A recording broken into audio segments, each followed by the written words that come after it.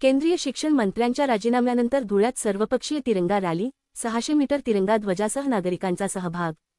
केंद्राप्रमाणे राज्यातील शिक्षणमंत्र्यांनी देखील आपला राजीनामा द्यावा।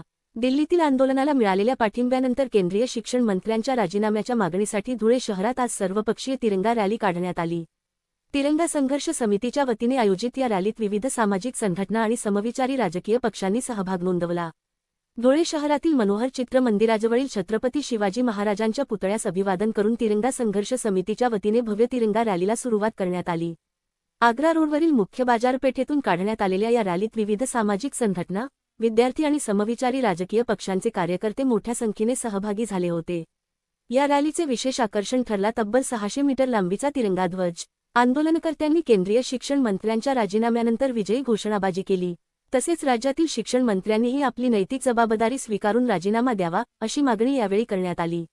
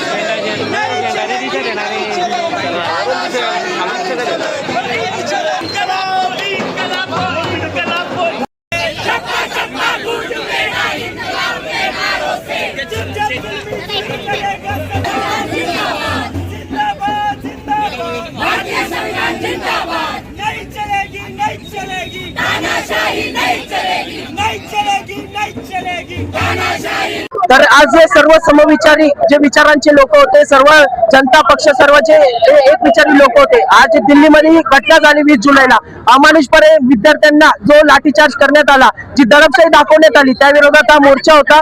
आणि संविधानाने विद्यार्थ्यांना जर पीसफुल प्रोटेस्ट करण्याचा जर अधिकार दिलेला आहे, कोणीही हत्यार घेऊन वगैरे काही आलेलं नव्हतं, तो एक पीसफुल प्रोटेस्ट होता।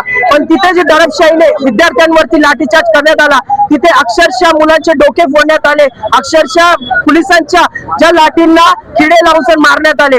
पोलिसांना अधिकार आहे की तुम्ही लाठीचार्ज मध्ये कमरेच्या खाली, गुडघ्यांच्या खाली मारू शकता।